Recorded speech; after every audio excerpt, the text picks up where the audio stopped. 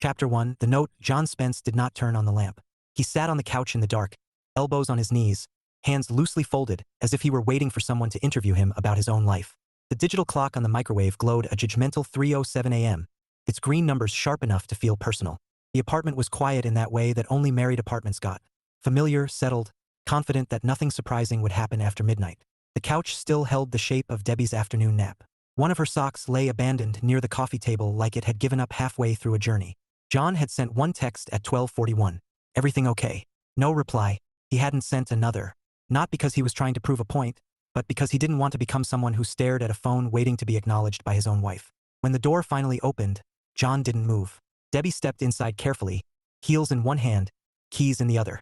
She froze when she saw him. "Oh," she said softly, then smiled, relieved. "You're still up," as if sleep had simply missed him. "You scared me," she added, laughing a little. "I thought you'd be asleep." John nodded once. "I figured I'd wait." She slipped off her jacket. The dress caught his eye immediately, not because it was inappropriate, but because it was unfamiliar. A dark blue thing that moved easily, designed for spinning. It looked like confidence. It looked like something chosen without him in mind. "I'm sorry I'm so late," Debbie said, stepping closer. "We ended up going dancing. I didn't realize how late it got." "No worries," John said. His voice sounded steady to his own ears, which surprised him. "I'm glad you made it home safe." Her shoulders dropped, tension releasing. "Yeah, it was fun. I didn't even feel the time." "That happens." She leaned in and kissed his cheek. "I'm exhausted. I'll tell you about it tomorrow. Okay?" "Sure." She smiled again, already halfway to the bedroom. "Good night." "Good night." The bedroom door closed. John stayed where he was. He didn't feel angry. That was the strangest part. There was no spike of jealousy, no cinematic betrayal swelling in his chest. What he felt instead was something quieter and more dangerous. Finality. He thought about how carefully they had built their life. 5 years together before marriage. 2 years married. They had chosen each other deliberately, like adults who understood that love wasn't luck. It was maintenance. They'd never checked each other's phones. Never interrogated schedules. Never needed rules because respect had been automatic. And now, apparently, it wasn't. John stood, turned on the lamp, and walked to the bedroom. Debbie was already asleep, curled on her side, breathing evenly like someone who believed everything was fine. She didn't stir when he opened the closet. He pulled out his old suitcase, the one with the cracked wheel, and laid it open on the bed. He packed methodically. Jeans, shirts, underwear, socks, his toothbrush, phone charger, the sweater Debbie always stole but didn't need tonight. He paused once, holding a hoodie she'd bought him their first winter together. He folded it anyway. At the kitchen table, he found a pen and a piece of paper. He sat, thought for a moment, then began to write. "Deb, I don't think you're cheating on me. That's not why I'm leaving. But you are behaving like you're single, and I'm not interested in being married to someone who forgets they're married when it's convenient. If I walked through that door at 3 a.m. in a new outfit you'd never seen, you wouldn't shrug it off. You'd be hurt. You'd be angry. And you'd be right. This wasn't a mistake. It was a choice that didn't include me. I'm staying with Mark for a couple of weeks to figure out what this means. I'm not asking for an argument, or explanations, or promises. I just need to know whether you still want to be married, or whether you're trying to remember what it felt like not to be. I won't stay in between." John, he read it once, then folded it neatly and placed it in the center of the table where she couldn't miss it. At the door, he hesitated, not out of doubt, but habit. 5 years of reaching for her without thinking didn't undo themselves quietly. He closed the door behind him.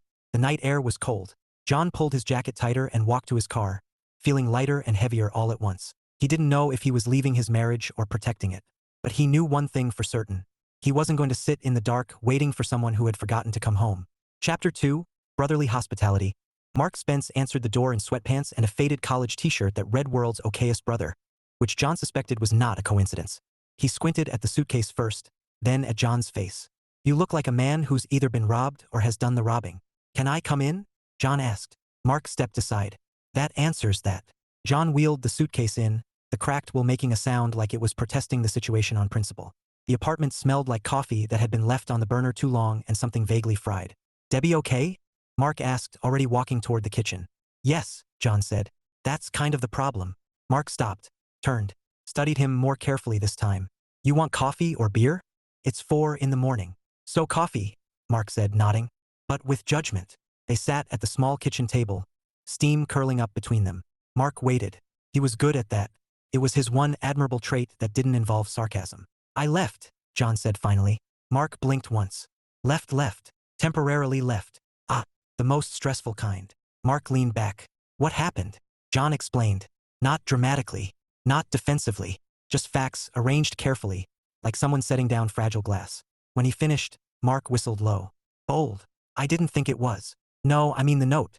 Most people would have tried to have a 3-hour conversation fueled by resentment and bad timing.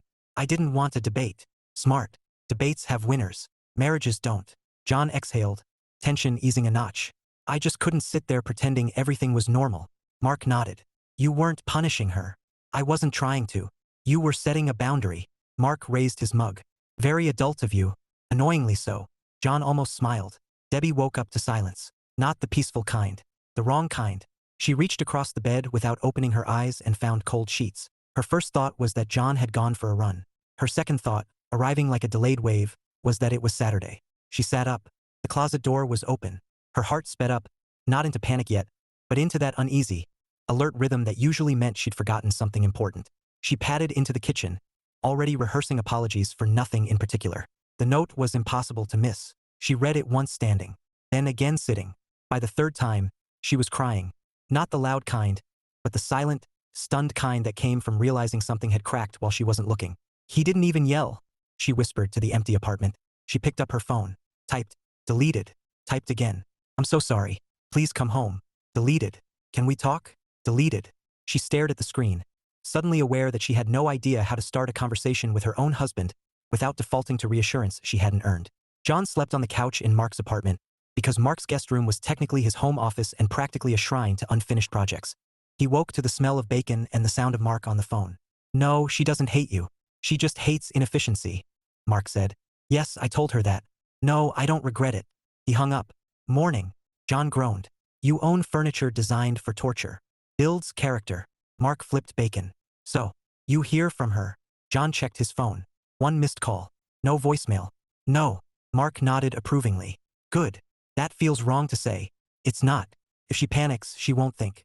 If she thinks, she might actually hear what you said. John stared at the table. What if she decides she doesn't want this anymore? Mark turned the heat down. Then you'll know. That's not comforting. No, but it's honest. Mark slid a plate over. Eat. You can't have a life crisis on an empty stomach. It's bad optics. John laughed despite himself. Later, alone on the couch, John scrolled mindlessly through his phone. A text finally came through. I read your note. I didn't realize how bad it felt to you. I'm not single. I don't want to be. Can we talk when you're ready? John read it twice, then set the phone down. He wasn't angry. He wasn't triumphant. He was tired in a way that sleep didn't touch. He texted back once. I'm not avoiding you. I just need a little space to figure out what I'm willing to accept and what I'm not. 3 dots appeared. Disappeared. The phone stayed silent. John leaned back and stared at the ceiling, thinking about how strange it was that loving someone didn't automatically mean you stayed in the same place when things got uncomfortable. Sometimes loving someone meant moving first and seeing if they followed. That evening, Debbie went out with her coworkers again. She left early. At home, John folded his clothes into Mark's dresser drawer, temporary but intentional. He wasn't running. He was pausing. And for the first time in weeks, both of them were finally paying attention.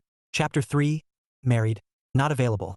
John discovered very quickly that there was no socially acceptable way to explain why a married man was living on his brother's couch without making everyone uncomfortable. The barista at the coffee shop downstairs tilted her head when he ordered his usual. You don't live around here, do you? I'm temporarily displaced, John said. She smiled sympathetically. Renovations. Marriage, he replied before thinking. Her smile froze, then rebooted. Oh. He took his coffee and retreated to the corner table, silently vowing to stop answering questions honestly before caffeine.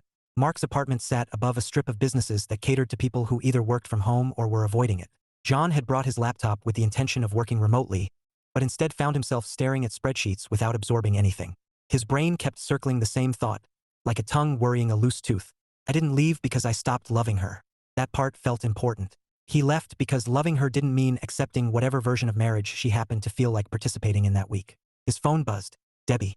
He didn't pick it up immediately, not out of spite, out of self-preservation. He needed to stay steady more than he needed resolution. The call went to voicemail. He didn't listen to it. At noon, Mark plopped down across from him with a sandwich. You're brooding. I'm thinking. Same thing, but thinking sounds nobler. Mark unwrapped his food. You know what the problem is? John looked up. I'm married. Correct. You're married, but you're currently being treated like an optional accessory. John winced. That feels harsh. It's accurate. Mark shrugged. You're not jealous. You're not suspicious. You're offended. That landed. Yes, John said slowly. I am. Because you didn't sign up to be the stable home base while she goes out rediscovering herself like she misplaced her personality in a coat pocket. John stared at the table. I would have gone with her. I know. She didn't even ask. I know. That more than anything was the wound. Not where she went. Not who she went with. But the assumption that he didn't need to be included. Not even in the decision. That evening, John met up with their mutual friend Alex for a drink. He almost canceled. Almost stayed on the couch with Mark and bad television. But isolation felt like hiding, and he wasn't hiding. Alex spotted him immediately. Hey, man of mystery. Please don't call me that. Alex grinned. Debbie's not with you. No. Alex took a long sip of beer. So, you want to talk about it? Not really. Perfect, Alex said. Then I'll make it worse by guessing. John sighed. We're taking space. Alex's eyebrows shot up. Space or I'm sleeping on a friend's couch space? The couch kind. Wow. Alex leaned back. Did she cheat? No. Are you sure? Yes. Alex frowned. Then why are you here instead of home? John chose his words carefully. Because being married doesn't mean being taken for granted. Alex blinked, then nodded slowly. Okay, that's actually fair. There was a pause. Alex glanced around, then lowered his voice. So you're single? John's expression hardened immediately.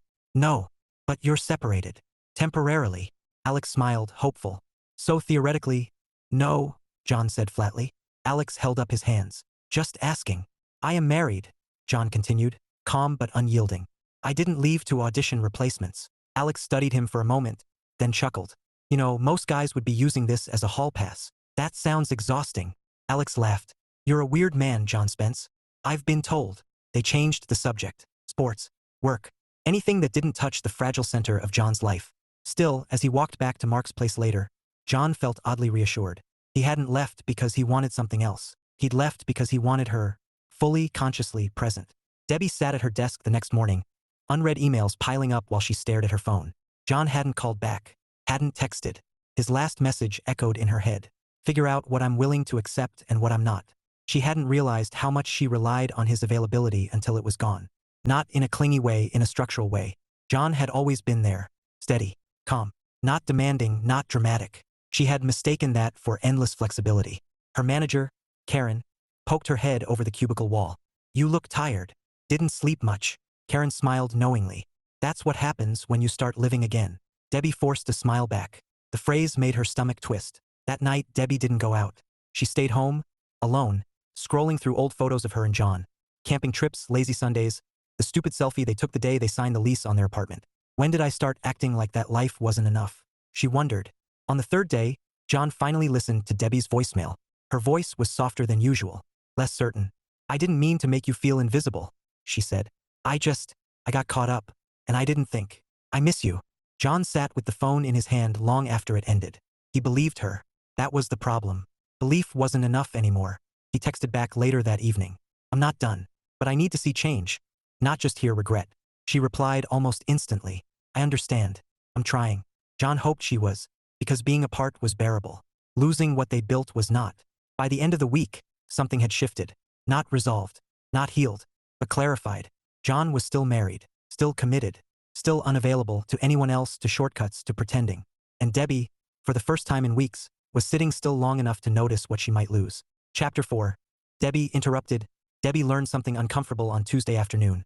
Freedom, when poorly timed, felt a lot like loneliness. She sat at her desk pretending to review a quarterly report while actually rereading John's last text for the 5th time. I need to see change, not just hear regret. It wasn't cruel. That was the worst part. If he'd been angry, she could have reacted to that. Defended herself, argued, cried, negotiated. But John had stepped sideways out of the emotional traffic and left her alone with the consequences of her choices. Karen's heels clicked past Debbie's cubicle, then stopped. You coming out tonight?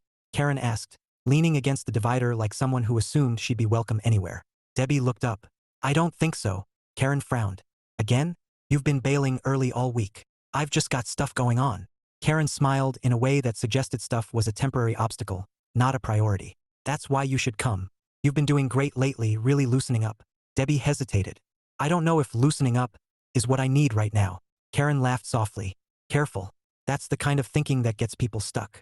Debbie didn't answer. Karen straightened, unfazed. Suit yourself, she said lightly. But don't disappear into domesticity again. You were just starting to remember who you are. She walked away.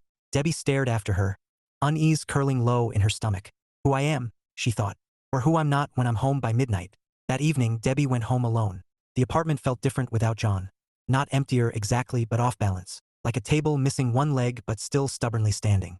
She microwaved leftovers she didn't really want and ate them at the counter, scrolling through her phone. Social media showed her coworkers dancing, smiling, leaning into each other like people who had nothing waiting for them at home. She set the phone down. The quiet pressed in. She wandered into the bedroom and opened John's side of the closet. The space was obvious now. Not just the missing clothes, but the absence of his routines. No neatly folded workout gear. No extra hoodie slung over the chair. No faint smell of his soap clinging to everything. She sat on the edge of the bed and let herself feel it. I didn't mean to forget you, she said aloud, immediately hating how inadequate it sounded. John, meanwhile, was learning that Mark had opinions about everything, including how one should emotionally recover from marital disruption. You're being too calm, Mark said, handing him a beer. It's unsettling. I'm not calm, John replied. I'm contained. That's worse. They sat on the balcony watching the city lights blink on one by one. She texted again, John said. Didn't push. Just checking in. Mark nodded. That's good. It is. Yeah. Means she's not trying to rush you back into being comfortable for her. John considered that. I don't want her uncomfortable. I just don't want to disappear. Mark raised his bottle. To visibility. John clinked his against it. By Thursday, Debbie couldn't stand it anymore. She didn't text John. She didn't call. She didn't write a long message explaining herself in ways that suddenly felt hollow even to her. Instead, she left work early and walked. She passed the bar where she'd met her coworkers for drinks. The restaurant where they'd laughed too loudly over shared plates. The club with the line out front, face thudding through the sidewalk like a heartbeat. She kept walking. Eventually, she found herself in the small park where she and John used to sit on Sundays, sharing coffee and making up stories about strangers. They called it low-stakes intimacy, the art of being together without performing. She sat on their bench and stared at the empty space beside her. I didn't want to be boring, she whispered. The realization came slowly, then all at once. She hadn't been unhappy with John. She'd been afraid that being content meant she'd stopped growing. And somewhere along the way, she'd mistaken excitement for expansion. Her phone buzzed. A text from Karen. You okay? You've been kind of off lately. Debbie stared at the screen, then typed. I'm dealing with something personal. A pause. Marriage doesn't have to define you, Karen replied. You're allowed to want more. Debbie felt a sharp, unexpected flare of irritation. I don't think wanting my husband to matter less counts as wanting more. She typed back before she could overthink it. 3 dots appeared, disappeared, appeared again. I just don't want you to lose yourself. Debbie exhaled. I don't think I lost myself, she replied. I think I stopped paying attention to what I already had. She put the phone away before Karen could respond. That night, Debbie did something she hadn't done in weeks. She cooked, not for distraction, not for novelty, but because feeding someone had always been her quiet way of saying I'm here. She packed the leftovers into containers automatically, then stopped. There was no one to pack them for. She laughed once softly at herself. Okay, she said to the empty kitchen. Point taken. She cleaned up, showered, and went to bed early. The silence was still there, but it no longer felt like punishment. It felt like space she'd created and now had to decide how to fill. On Friday morning, John received a message that made him sit up straighter. I told Karen I'm stepping back from after-work stuff for a while. Not because you asked. Because I realized I was prioritizing the wrong things. I don't expect that to fix anything. I just wanted you to know. John read it carefully twice. No apologies. No pressure. No grand gestures. Just information. He typed back after a moment. Thank you for telling me. It wasn't forgiveness. But it was acknowledgement. And that, he realized, was the beginning of movement. That evening, Debbie stood in front of her closet staring at the blue dress. The dancing dress. She didn't take it out. Instead, she reached for something older, softer, something John had seen before. Not because she was retreating, but because she was choosing familiarity over performance. She didn't go out. She stayed in. And for the first time since John had left, she didn't feel like she was waiting to be rescued. She felt like she was preparing to meet him where he actually was. Chapter 5, Terms and Conditions. They met at a cafe neither of them loved. That, John thought, made it perfect. It was halfway between his brother's apartment and theirs. Neutral territory with mismatched chairs and a chalkboard menu that promised more personality than execution. John arrived 10 minutes early and chose a table near the window, back straight, hands folded loosely around his coffee cup like he was bracing against the urge to reach for his phone. When Debbie walked in, he felt it immediately, that familiar internal recalibration, the one that had always happened when she entered a room. She wore a soft gray sweater, jeans, no makeup beyond mascara. She looked like herself, not a version curated for anyone else. She spotted him and slowed, visibly steadying herself before approaching. Hi, she said. Hey. They stood there for a moment, unsure. Then Debbie gestured awkwardly at the chair. Can I? Yeah, John said. Please. They sat. The silence wasn't hostile. It was careful. Like both of them knew that whatever happened next would set the tone for everything after. I'm glad you agreed to meet, Debbie said. So am I. Another pause. I don't want to fight, she added quickly. I know you said you didn't want an argument. I don't either. John nodded. Good. Because I don't have one prepared. She gave a small, nervous laugh. That sounds like you. He took a sip of coffee, buying time.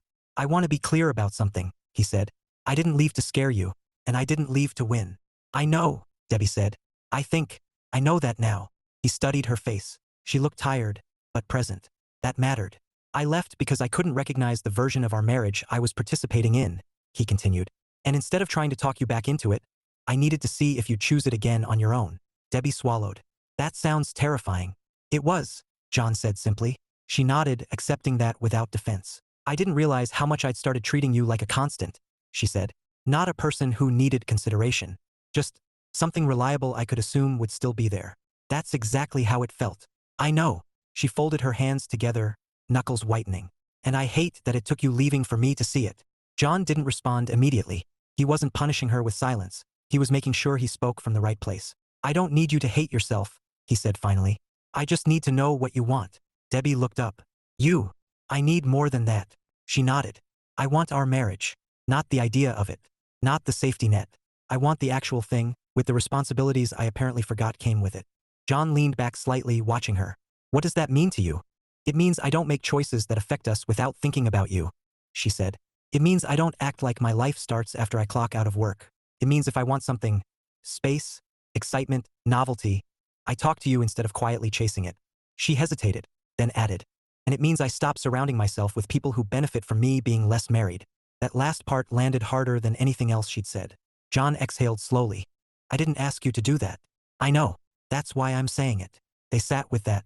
I'm not asking you to come home today, Debbie said. Or even soon. I don't think that would be fair after how clearly you drew the line. I appreciate that, John said. But I also don't want to drift in limbo, she continued. So I need to know what you need from me. Specifically. John nodded. He'd thought about this more than once. He didn't need grand gestures. He didn't need constant reassurance. I need consistency, he said. Not perfection. I need to know that when you make plans, I'm not an afterthought. That if you're out late, you tell me. Not because I'm policing you, but because we're sharing a life. Debbie nodded again. That's fair. I need us to stop pretending marriage is something that runs itself once you sign the paperwork, he added. Because it doesn't. And I won't compete with the idea that everything exciting exists outside of it. She reached across the table, stopping just short of touching his hand. I don't want you to compete. I want you to be included. John looked at her fingers hovering there, the restraint in the gesture. That matters, he said quietly. The server came by, mercifully oblivious to the emotional surgery happening at table 7. They ordered without really looking at the menu. When they were alone again, Debbie spoke more softly. I didn't cheat, she said. I know you said you didn't think I did, but I need you to hear me say it. I hear you. I didn't want anyone else, she continued. I wanted to feel interesting, and I forgot that I already was. With you. John winced despite himself. That hurts, he admitted. But I'd rather hear it than something rehearsed. She smiled sadly. You always said honesty was easier in the long run. It is, he said. It's just not painless. They shared a small, real smile then. The kind that didn't pretend everything was fine but acknowledged that something still existed between them. So, Debbie said carefully, what happens now? John considered her, considered himself, considered the fact that this was the first conversation they'd had in weeks that didn't feel rushed or defensive. Now, he said, we practice being married on purpose. She tilted her head. That sounds structured. It is, he said. Dates. Actual ones. Time together that's intentional, not assumed. Conversations where we don't multitask our way through each other. Debbie nodded slowly. I can do that. And if at any point one of us feels like we're slipping back into old patterns, he added, we say it out loud, even if it's uncomfortable. She took a breath. Okay. He met her gaze. I'm not coming back until I feel like we're both walking toward the same thing again. I understand. They sat there for a moment longer, the hardest part behind them but the work still very much ahead. As they stood to leave, Debbie hesitated. John. Yes. Thank you for not yelling. He smiled faintly. Thank you for listening. They walked out separately, not as a statement, but as a mutual acknowledgement that repair didn't need to be dramatic to be real. As John watched her head down the sidewalk, he felt something unfamiliar and cautiously hopeful settle in his chest. Not relief. Momentum. Chapter 6, Practicing Marriage. Their first official date as a married couple who were deliberately dating again happened on a Wednesday. This was intentional, John decided. Wednesdays had no romance built into them. No expectations. No cultural pressure. If they could choose each other on a Wednesday, that meant something. Debbie arrived at the restaurant 5 minutes early and immediately panicked about it. She checked her reflection in the window, tugged at her sweater, then stopped herself. This wasn't an audition. This was her husband. Still her husband. The distinction mattered. When John walked up, she felt that familiar internal click, the one that said, "There you are," and forced herself not to rush toward it. "Hi," she said, smiling. "Hi," he replied, returning it with equal restraint. They stood there for a second, both of them laughing softly at themselves. "This feels weird," Debbie admitted. "It does," John agreed. "But not bad weird. More like first date weird." John nodded. "With a person who already knows your worst habits. And your credit score," she added. "Especially that." They went inside. Dinner was intentionally simple. No shared plates. No automatic reaching across the table. They ordered separately, like people who were still learning each other's preferences instead of assuming them. "So," Debbie said once they had water and nothing else to hide behind, "how does this work?" John considered. "I think we talk. Honestly. But without trying to fix everything at once." She nodded. "Okay, I can do that." "How was your week?" he asked. Debbie blinked.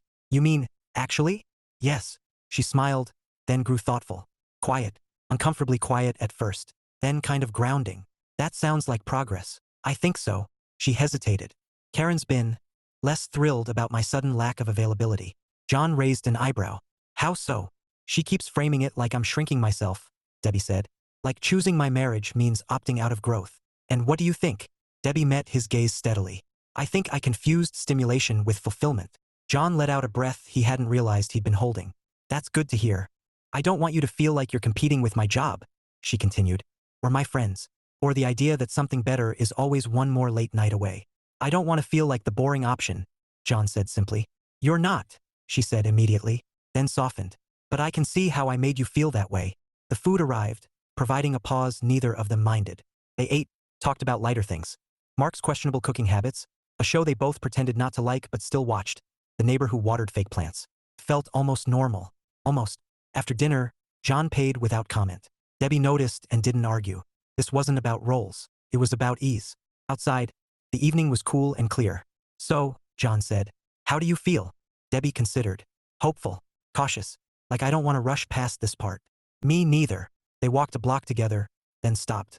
"I'm not coming home yet," John said, not apologetic, just honest. "I know," Debbie replied. "I don't want you to." That surprised him. "You don't." "I want you to come back because it feels right," she said. "Not because we've had a few good dinners." John smiled faintly. "I married a smart woman." She smiled back. "You married a woman who needed a reminder." Their second date was worse. Not catastrophically. Just awkward. They went to a trivia night and immediately discovered that time apart had disrupted their once flawless rhythm. John answered questions too quickly. Debbie overthought everything. They bickered quietly about whether a question counted as geography or history. Afterward, Debbie sighed. "We used to be better at this." John chuckled. "We used to be worse at everything else." She laughed, tension breaking. "Fair." The third date was better. They cooked together at the apartment neutral ground again. Debbie resisted the urge to fall back into hostess mode. John resisted the urge to clean up behind her automatically. Progress, however small. At one point, Debbie burned the garlic bread. "Well," she said, peering into the oven. "That's symbolic." John leaned against the counter. "We don't need everything to be a metaphor." "I know. I just..." She stopped herself. Took a breath. "Sorry. Old habit. Overanalyzing." "I appreciate you catching it," John said. She looked at him, surprised. "You do?" "Yes," he said. "Because it means you're paying attention." That, she realized, was the new currency between them. Tension. On Sunday they took a walk, no agenda, no time limit. They didn't hold hands at first. Then Debbie reached for his sleeve without thinking, and John let her. "Can I ask you something?" she said. "Always." "Were you ever tempted?" she asked carefully. "To just give up?" John thought about it. About the quiet moments on Mark's couch. About how easy it would have been to drift into bitterness or distraction. "No," he said. "But I was tempted to go numb." She squeezed his arm. "Thank you for not doing that. Thank you for not pretending nothing was wrong." They stopped at the park bench, their bench. Debbie sat, then patted the space beside her. John joined her. They didn't talk for a while.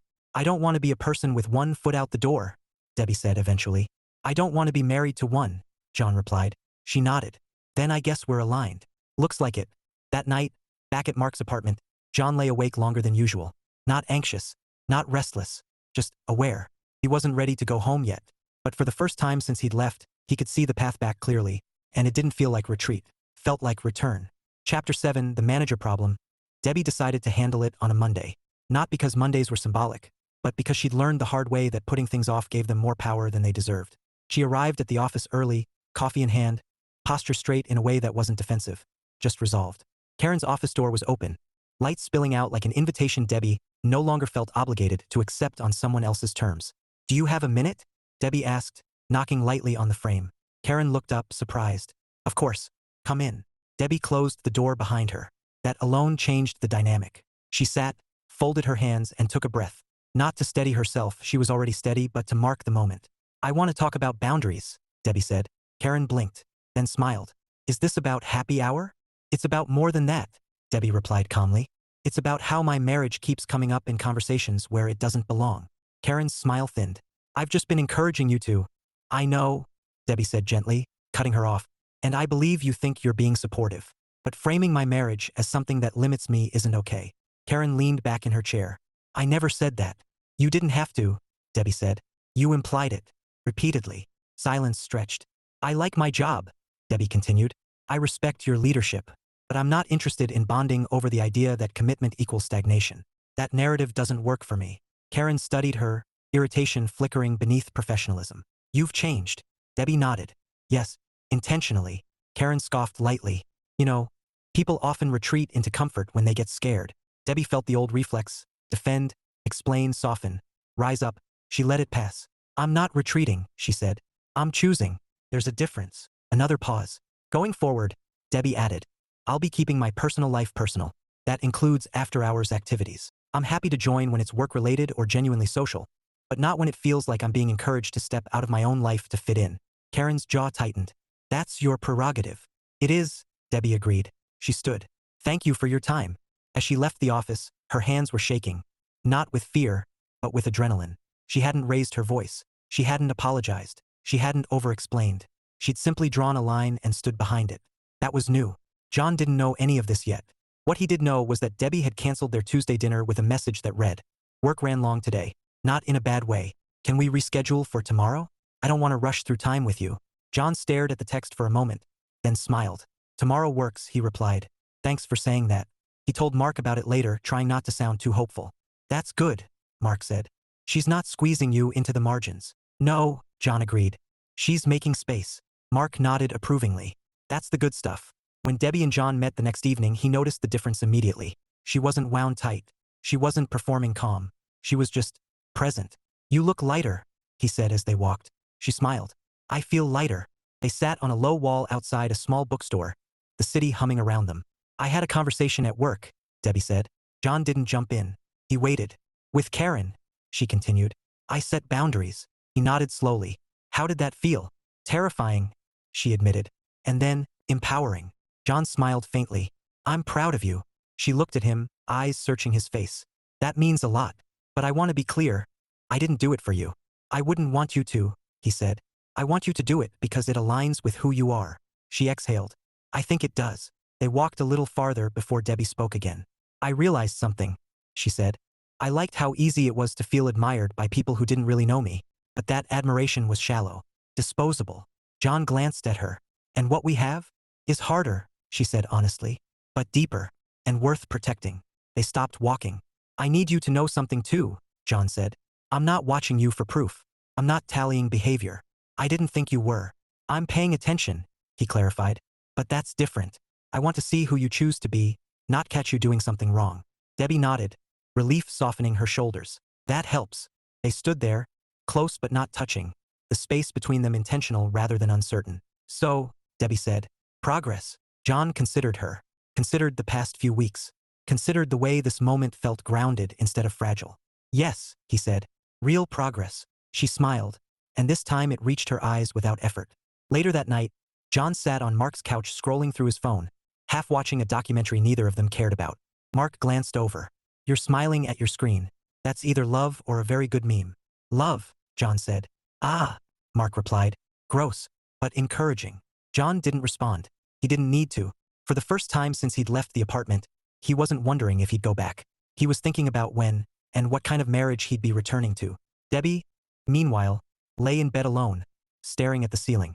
She wasn't lonely. She was thoughtful. She'd drawn lines. She'd chosen differently. And for the first time in a while, her life felt aligned rather than split into compartments. She picked up her phone and typed one last message to John. "Thank you for giving me the chance to show up differently." He replied a few minutes later. "Thank you for taking it." Debbie smiled and set the phone down. Not everything was fixed, but everything was facing the same direction. Chapter 8. Dancing, revised. Debbie didn't invite John out dancing right away. She thought about it for 3 days, then another 2, then almost talked herself out of it entirely. Not because she was afraid he'd say no, though that was possible, but because she was afraid of what the invitation represented. The last time she'd gone dancing, she'd come home at 3 in the morning wearing a dress she'd never worn for him, carrying a version of herself she hadn't introduced. This time had to be different. She sent the text on a Thursday afternoon, rereading it twice before pressing send. "There's a small place on Commercial that does live music on Fridays. Not a club. No co-workers. I was thinking, dancing. With you. If you want." John was in the middle of folding laundry at Mark's place, an activity that felt both temporary and strangely grounding, when his phone buzzed. He read the message once, then again. He didn't respond immediately, not because he was punishing her, but because he wanted to check in with himself first. He pictured loud music, bodies packed together, the sharp echo of that night still close enough to bruise. Then he pictured Debbie asking, not assuming, including him, naming boundaries without being prompted. He typed back, "I'd like that." A few seconds later, "Thank you for asking." Her reply came quickly, "Thank you for trusting me." The place Debbie chose was warm and unpretentious. Brick walls, low lighting, a band that leaned more jazz than anything else. There was room to move without being swallowed by the crowd. John arrived first. He stood near the bar, scanning the room, aware of an old instinct stirring, the one that used to belong to first dates and hopeful beginnings. When Debbie walked in, he noticed immediately that she wasn't trying to look different. She wore a simple black dress, comfortable shoes, hair down, natural. She looked like herself on a good day. She spotted him and smiled, wide and genuine. "Hi," she said, stepping into his space. "Hi," he replied. They hugged, brief, careful, warm. It felt like a handshake between two people who already knew each other's secrets and were choosing gentleness anyway. "This place is nice," John said. "I thought so," Debbie replied. "It felt us." That word hung between them. They ordered drinks, nothing complicated, and talked while the band played. Nothing heavy at first. John told her about Mark's continued insistence on unsolicited life advice. Debbie told him about a small win at work that had nothing to do with Karen. When the music shifted into something slower, more rhythmic, Debbie glanced toward the open space near the stage. "Do you want to?" she asked. John smiled faintly. "You're asking a lot tonight." She smiled back. "I know. You can say no." He considered her for a moment, then set his glass down. "I don't want to." They stepped onto the floor. At first, they danced like people who were acutely aware of their own bodies, slightly stiff, a beat behind the music, unsure where to place their hands. Debbie laughed softly. "We're bad at this." "We're cautious," John corrected. "Different thing." She nodded. "Fair." She shifted closer, not pressing, just offering proximity. John rested his hands lightly at her waist, testing the familiarity. She responded by settling into the rhythm, letting herself be led without disappearing into it. Felt good. Not electric. Not dramatic. Connected. "I missed this," Debbie said quietly. "Dancing?" John asked. "No," she replied. "Being with you without distraction." He looked down at her. "I missed that too." They moved together more easily now, laughter threading through the music when one of them misstepped. At one point, Debbie spun too far and nearly collided with another couple. "Sorry," she laughed, steadying herself against John. He smiled. "You always overcommit to the spin." "You always undercommit," she shot back. "Balance," he said. "We meet in the middle." She looked up at him then, really looked, and something softened in her expression. "You know," she said, "I think I forgot how much I like being chosen by someone who actually knows me." John didn't deflect this time. "I like choosing you," he said, "but I need to know it's mutual." "It is," she said firmly. "It is now." The band took a break, applause rippling through the room. They stepped off the floor together, a little breathless, a little flushed. Outside, the night air was cool. They stood under the glow of a street lamp, neither rushing to leave. "Thank you for tonight," Debbie said. "For trusting me enough to come." "Thank you for making it different," John replied. "For thinking it through." She nodded. "I don't want to repeat the same patterns and hope for new outcomes." "That's a solid philosophy." She smiled. "You always did like logic." They stood there, close but not tangled, the city moving around them. "Can I ask you something?" Debbie said. "Go ahead." "Are you closer?" she asked carefully. To coming home? John took a breath. He didn't rush the answer. Yes, he said. Not because of tonight alone, but because nights like this are starting to feel consistent. She nodded, relief flickering across her face without tipping into expectation. That's enough for now. He reached for her hand. Not automatically, not out of habit, but deliberately. She took it. They walked a block together, then another, talking about nothing and everything. When they reached the corner where they'd part ways, Debbie squeezed his hand once. Good night, she said. Good night, he replied. He watched her walk away, then turned toward Mark's place, the distance feeling shorter than it had in weeks. At home, Debbie hung up her dress and caught her reflection in the mirror. She didn't look transformed. She looked aligned. She picked up her phone, then set it down again. Not everything needed to be documented or confirmed. Some things were allowed to simply exist. John lay on the couch that night, staring at the ceiling. He wasn't replaying the past anymore. He was imagining the future, not as a vague hope, but as a shape he could recognize. The marriage he wanted wasn't the one that ran on autopilot. It was the one that showed up, asked questions, and kept choosing. And for the first time in a while, he was confident they were choosing the same thing. Chapter 9, Still married, John moved back home on a Sunday. Not ceremoniously. Not with speeches or conditions or an unspoken expectation that everything would immediately snap back into place. He arrived with one suitcase, the cracked wheel still squeaking like it hadn't forgiven him for the detour. Debbie opened the door before he knocked. They stood there for a second, taking each other in, not as strangers, not as people who had just survived something dramatic, but as two adults who had done something difficult and come back changed. Hi, she said. Hi, he replied. She stepped aside without rushing him. John rolled the suitcase in, paused, then closed the door behind him. The sound landed differently this time, less like finality, more like punctuation. They didn't hug right away. Instead, Debbie gestured toward the kitchen. I made coffee. Good call, John said. I'm still me. She smiled, relieved by the normalcy of it. They sat at the table where John had once left a letter and an absence. Debbie noticed immediately that he chose the same chair as before. It wasn't territorial. It was simply his. I'm glad you're back, she said, not as a plea but as a statement. I'm glad it felt right to come back, he replied. That distinction mattered to both of them. They drank coffee and talked about logistics first, small things that grounded them.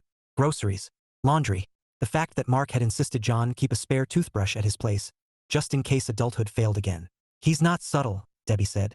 He never is. The conversation slowed naturally, the way it always used to when they'd finished catching up and moved into something quieter. I don't want us to pretend the last month didn't happen, Debbie said finally. But I also don't want to live like it's hovering over everything we do. John nodded. I agree. It wasn't a rupture. It was a correction. She considered that. I like that word better. I do too. She folded her hands together. I want to tell you something without it sounding like a performance. Then just tell me, he said gently. I realized I was chasing a version of myself that didn't actually exist, Debbie said. Or maybe existed once, a long time ago, before I knew what stability felt like. And I thought if I didn't keep touching that version, I'd disappear. John listened without interrupting. But I didn't disappear, she continued. I just stopped noticing who I'd become, who we'd become, and that's on me. I don't need you to carry all of it, John said. I need you to stay aware. She nodded. I can do that. They sat with the quiet again. Not tense, not fragile. Just honest. Later, John unpacked. Debbie didn't hover. She let him decide where things went. When he placed his toothbrush back in its old cup, she felt something settle in her chest that wasn't relief exactly, but recognition. That night, they cooked together. Not a grand meal. Pasta. Salad. Bread that didn't burn this time.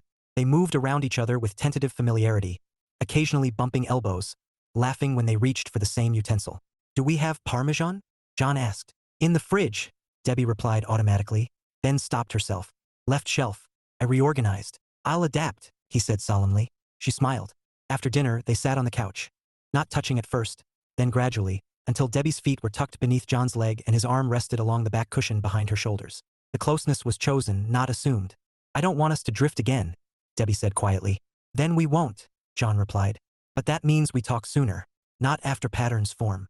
I know. And it means, he added, we don't punish each other for noticing when something feels off. She turned to face him. You didn't punish me. I didn't, he agreed. But I also won't disappear quietly. She nodded. I don't want you to. They stayed like that for a while, watching something neither of them was really paying attention to. Later, when they went to bed, they slept facing each other. Not clinging, not distant, just present. Debbie noticed, before she fell asleep, that John reached for her hand deliberately. Not out of habit. That mattered too. The following weeks were not perfect. They were better.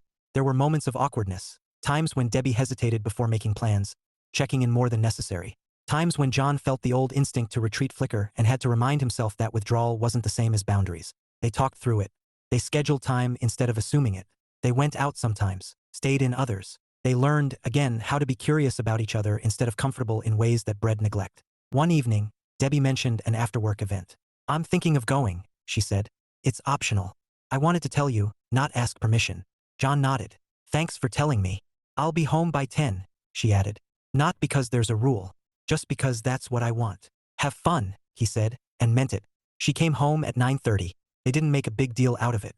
On a quiet Saturday morning, John sat at the kitchen table reading while Debbie watered the plants. "You know," she said casually, "Karen's transferring to a different department." John glanced up.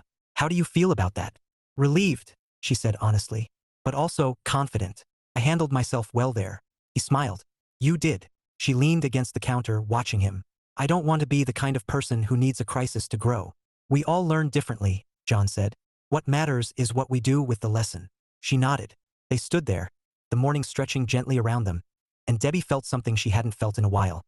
Not excitement, security, the good kind, the kind you build, not chase. That evening they went for a walk. They passed the cafe where they'd had the hard conversation, the park bench where things had first softened, the block where they'd parted after dancing. They didn't stop at any of them. They didn't need to. As they walked, Debbie slipped her hand into John's. Not unconsciously, not automatically, but with intention. He squeezed it once. They didn't say anything. They didn't have to. Later, lying in bed, John stared at the ceiling and thought about the strange path they'd taken to get here. He hadn't left because he wanted out. He'd left because he wanted in, fully, honestly, without disappearing into the background of someone else's life. Now, lying beside his wife, he felt seen again, chosen again, still married. Not technically,